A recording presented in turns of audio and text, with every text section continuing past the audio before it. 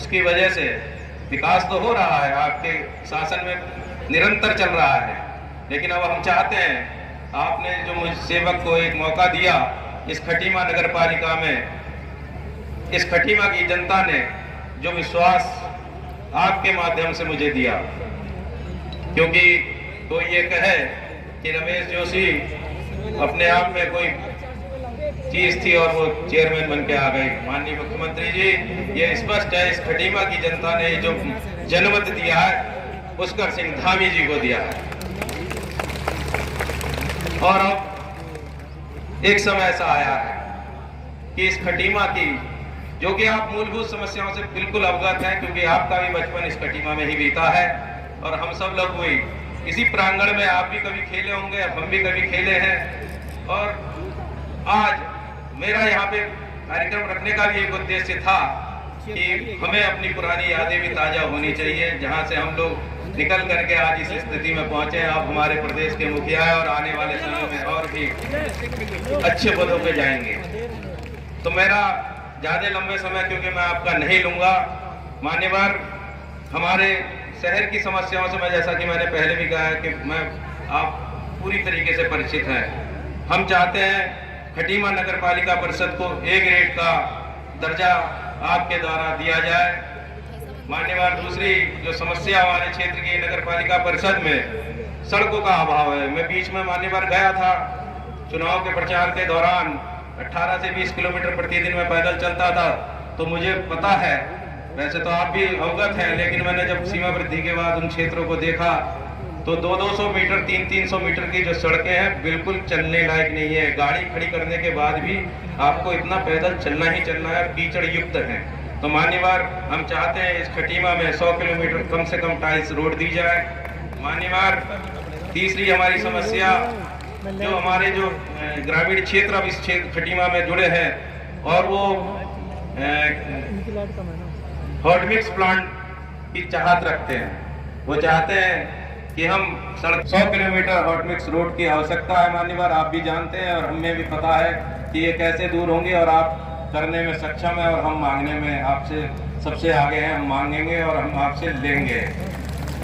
मान्यवर, 2025 की जनसंख्या के आधार पर हमारे यहाँ पर्यावरण मित्रों की बड़ी संख्या कम है। हमारे यहाँ सिर्फ 104 के आसपास पर्यावरण मित्र हैं और 20 वार्ड, उन 20 वार्डों में इतनी समस्या है कि मैं जब से मैंने पदभार संभाला है मान्यवर, मुझे पूरा सहयोग हमारे सफाई मित्रों से, पर्यावरण मित्रों से मिला है और हमने इस खटीमा के कोने को साफ करने का एक निर्णय लिया है, जिसमें वो लोग भी मुझे सहयोग कर रहे हैं। और मैं चाहता हूं कि यथाशीघ्र कम से कम 200 पर्यावरण मित्रों को हमें और आप देने की कोशिश करेंगे, जिससे हम नगर की जो हमारी वास्तविक में मूल समस्या होती है नगर पालिकाओं की सफाई की व्यवस्था, उसको हम दुरुस्त करने में आपके माध्यम से चाहेंगे कि ये भी मांग हमारी पूरी हो।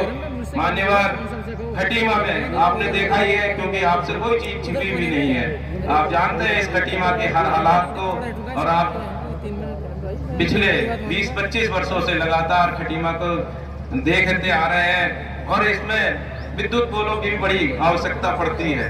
और मैं मान्यवर आपसे अनुरोध करूंगा कि कम से कम 1000 विद्युत पोल नगर पालिका को दिए जाए, जहां आवश्यकता हो उनको हम लगवा सके। मान्यवर, जैसा कि आपके ये ड्रीम प्रोजेक्टों में भी है कि खटीमा का ऐठा और खतरा नाले, इनको कवर करके इन पे वेंडर जोन बनाने की आवश्यकता है, जिससे हमारे यहाँ के खटीमा के अतिक्रमण की समस्या का समाधान हो सके। मान्यवर, ये सब खटीमा की आवश्यकता है और आप इससे भली भांति परिचित हैं। और आज हमें लगता है इस खटीमा की महान जनता को यह एहसास हो गया है कि अब खटीमा का विकास संभव है और हम सब लोग मिलकर के इस खटीमा को बड़ी नई ऊंचाई पे ले जाने का प्रयास करेंगे। मान्यवर, पालिका सीमा अंतर्गत के अंतर्गत अभी वन भूमि खाली पड़ी हुई है, बीच बाजार में है। हम चाहते हैं कि साहब उसका 4 दीवारी कर बहुउपयोगी पार्क का निर्माण कर दिया गया है, जिससे कि हमारे बुजुर्गों को, बच्चों को अनेक प्रकार की सुविधाएं उससे उपलब्ध हो सके। मान्यवर, पुरानी तहसील पटवारी बिल्डिंग को नगर पालिका परिषद खटीमा को अस्थायी कार्यालय हेतु दे दिया जाए, क्योंकि हमारा कार्यालय बहुत ही जीर्ण शीर्ण अवस्था में है। तो मैं आपसे ये भी चाहता हूँ पालिका के अंतर्गत एक हाईटेक लाइब्रेरी की घोषणा की भी हम चाहते हैं, आपसे उम्मीद करते हैं कि आप हमारी इस मांग को पूरा करेंगे। मान्यवर पालिका सीमा के अंतर्गत टनकपुर, सितारगंज, मेलाघाट, खटीमा, पीलीभीत रोड का चौड़ीकरण, मध्य में डिवाइडर व सौंदर्यीकरण की घोषणा आपके द्वारा आज अगर होगी तो इस खटीमा का विकास में एक मील का पत्थर साबित होगी। पालिका की सीमा के अंतर्गत प्रत्येक वार्ड में ओपन जिम की व्यवस्था। मान्यवर हम चाहते हैं कि यहाँ के युवाओं को नशे से दूर रखने के लिए हमें कुछ ना कुछ ऐसे काम करने पड़ेंगे कि वहाँ वो लोग जाएं, खेलें, कूदें और इस समस्या का निदान, जो हमारी सबसे बड़ी समस्या है आजकल नशे की, जबकि आपका प्रयास लगातार चल रहा है और खटीमा की जो हमारे पुलिस है वो भी इसमें पूरा सहयोग कर रही है और कई नशा तस्कर माननीय एसएसपी के माध्यम से पकड़े भी गए हैं, उनके खिलाफ कार्रवाई हुई है और हम चाहते हैं कि एक ऐतिहासिक कार्रवाई हो। आपके दिशा निर्देश अनुसार ये कार्रवाई लगातार होनी चाहिए, हमारे युवा इस नशे की लत में ना पड़ पाए। इसके लिए आपको पुलिस प्रशासन को और भी सख्त करना पड़ेगा कि नशाखोरी किसी भी कीमत पे आपके इस इलाके में तो कम से कम नहीं पनपने दी जाएगी। मान्यवर एक और समस्या जो हमारे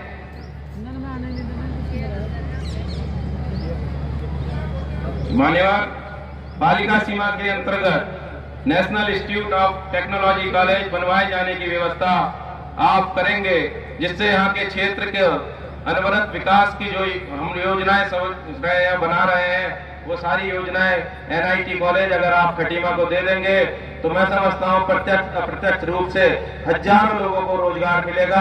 और ये खटीमा का सौभाग्य है कि आप हमारे मुख्यमंत्री हैं और आपकी वजह से आज हम यहाँ हैं और मान्यवर बदौलत आज यहाँ पे खड़े हुए हैं, क्योंकि मैंने तो राजनीति भी आप जानते हैं एक तरीके से छोड़ ही दी थी। आप ही ने मुझे दोबारा से प्रेरित किया और यहाँ तक लाए हैं।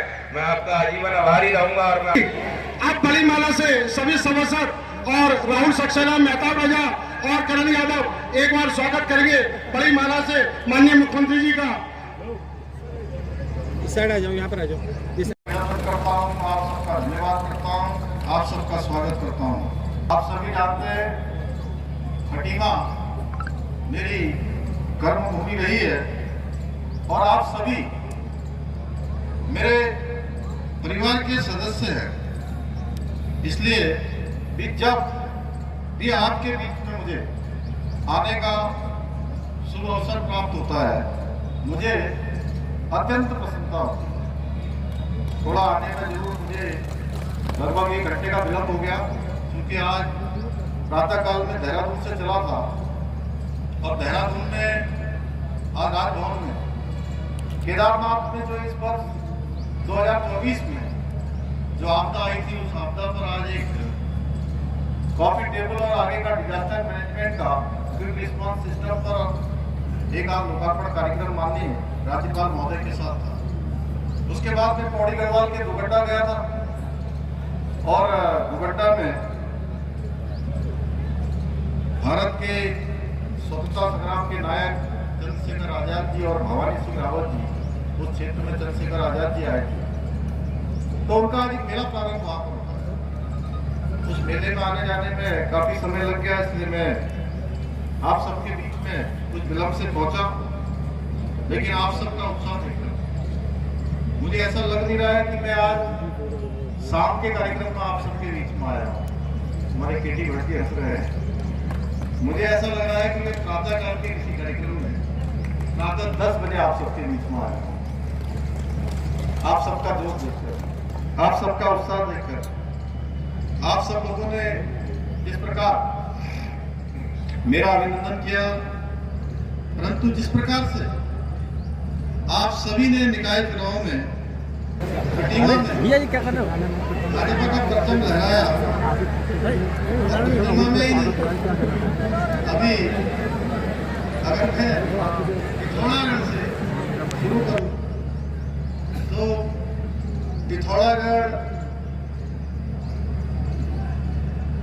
पिथौरागढ़, लोहाघाट, चंपावत, टनकपुर, बनबसा, खटीमा, नानकपता, सितारगंज, रुद्रपुर, गदरपुर, दिनेशपुर और काशीपुर के नगर निगम के हमारे बैठे हुए हैं, सुल्तानपुर पट्टी, और उसके बाद आगे चले जाएंगे तो हरिद्वार, गोईवाला, देहरादून, हरगढ़पुर, पूरा जो नेशनल हाईवे 74 और नेशनल हाईवे 125, पूरे इस रास्ते पर उत्तराखंड की जनता ने आप सबके साथ साथ, खटीमा के साथ साथ कमल खिला दिया। भाजपा का परचम रहा है, उसके लिए मैं ही नहीं, मेरा अभिनंदन नहीं, बल्कि सही में अभिनंदन के असली हकदार आप सब हैं। मैं आप सबका अभिनंदन करता हूँ। खटीमा नगर पालिका में सभासद से लेकर अध्यक्ष पद के चुनाव में भाजपा का कमल खिलाने के लिए मैं आप सभी का हृदय से धन्यवाद करता हूँ, आप सबका अभिनंदन करता हूँ। भाइयों बहनों, भारतीय प्रधानमंत्री श्री नरेंद्र मोदी जी के मार्गदर्शन एवं उनके सहयोग से देश का अग्रणी राज्य बनाने के लिए, देश का श्रेष्ठ राज्य बनाने के लिए, देश का आदर्श राज्य बनाने के लिए,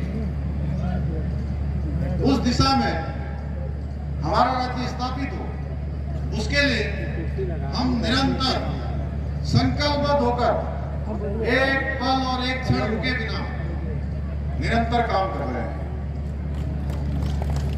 आज जहां एक और शहरों से लेकर सुदूर सीमावर्ती पर्वतीय गांवों तक सड़क, शिक्षा, स्वास्थ्य एवं पेयजल सहित सभी महत्वपूर्ण क्षेत्रों में आज इंफ्रास्ट्रक्चर को मजबूत किया जा रहा है, नवाचार किया जा रहा है, नए नए विकास के कामों को आगे बढ़ाया जा रहा है।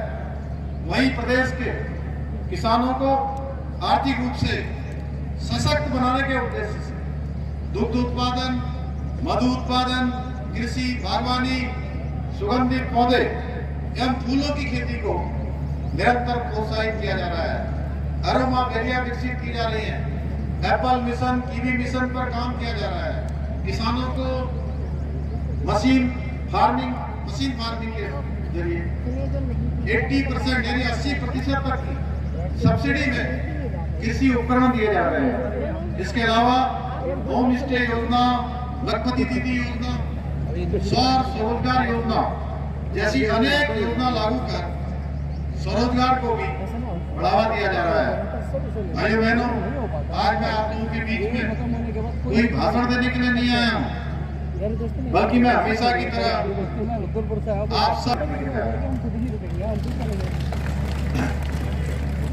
मुझे याद है 2012 में आप लोगों ने मुझे पहली बार अपना आशीर्वाद देकर इस क्षेत्र से अपना प्रतिनिधि चुनकर पहली बार विधानसभा में जाने का अवसर दिया था और विधानसभा में भेजा था आपने। तब से लेकर मैं कहीं भी रहूं, मैंने हमेशा खटीमा के विकास के बारे में ही सोचा है। और अभी 4 दिन पहले विधानसभा में मैं बजट भाषण पर बोल रहा था, जब ये खटीमा विधानसभा एक होती है, उसके बाद यहाँ के भगवान सिंह राणा जी विधायक बने, और जब मैं भाषण कर रहा था तो दोनों के दोनों मेरे सामने बैठे हुए थे। तो मुझसे वो आपदा के संबंध में कोई बात कर रहे थे, जो आपदा का हम लोगों ने यहाँ पर अनेक प्रकार से जो भी हमारे आपदा प्रबंधन विभाग के द्वारा, प्रशासन के द्वारा जो सहायता राशि की बात थी, आप सबको पता है। उस समय में स्वयं आपदा के समय में मैं यहाँ आया था और पूरे क्षेत्र का मैंने दौरा किया था। जो भीषण आपदा, अतिवृष्टि आई थी, बड़ा जलभराव यहाँ पर। तब मैंने इनसे कहा कि देहरादून राजधानी है और राजधानी में मुझे सभी सरकारी कामों के लिए देहरादून में रहना पड़ता है, लेकिन अगर मैं देहरादून के अतिरिक्त कहीं बात करूं, अगर मेरे 3 सालों का या 3.5 सालों का पूरा अगर समय सारणी निकाली जाएगी कि मैं कितने दिन कहाँ रहा हूं, तो देहरादून के बाद सबसे ज्यादा मैं खटीमा में ही गाता हूँ। इसलिए मैंने सदैव खटीमा के विकास के बारे में सोचा है। कुछ लोग यहाँ पर ये भी सोचते होंगे कि मैं एक बार यहाँ से विधानसभा में पराजित हो गया और पराजित होने के बाद मैं यहाँ के लोगों से नाराज हो जाऊंगा या यहाँ के लोगों को भूल जाऊंगा। ऐसा कदापि नहीं है। मैंने हमेशा कहा कि मैं कहीं से भी, मैं विधायक चंपावत का हूँ, लेकिन मैंने अपना वोट लोकसभा के चुनाव में भी और विधानसभा के चुनाव में भी और आगे आने वाले विधानसभा के चुनाव में मैं नगरांतराई के बूथ में ही डालूंगा। आप ही लोगों के बीच में मैं, परंतु मैं आज आप सबसे कहना चाहता हूं कि चुनाव राजनीति में जीत हार लगी रहती है, पर आपके और मेरे बीच में जो आपसी अपनत्व है, जो प्रेम की भावना है, वो कभी कम नहीं हो सकती है, वो कभी नहीं बदल सकती है। ये अनवरत रूप से जैसी थी उसी प्रकार ये प्रेम आपके साथ मेरा बना रहेगा। आप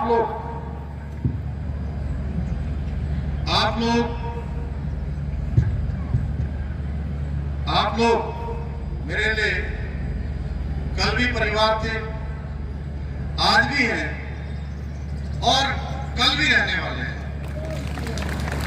पहले थे, हैं और हमेशा रहने वाले हैं।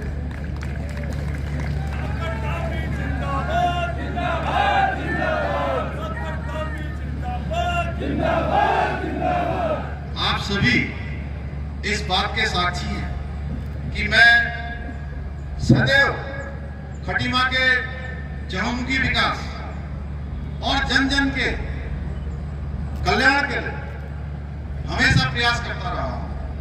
हमेशा से मेरा प्रयास रहता है और उसी का परिणाम है। मैं पहली बार जब विधानसभा में आप सब लोगों ने मुझे यहाँ से प्रतिनिधि बनाकर भेजा था, तो मैंने कभी कोई बहाना नहीं बनाया कि मेरी सरकार नहीं। उस समय सरकार कांग्रेस पार्टी की हुआ करती थी। मेरे अनेक सड़कें और लंबे समय से रुके हुए काम, लंबे समय से जिसकी प्रतीक्षा थी, मैं देखूं यहाँ से नौसर, बंडिया, भक्तुरी, जादवपुर, सुनपहर, दुलानी, ये पूरे बड़े क्षेत्र को जोड़ने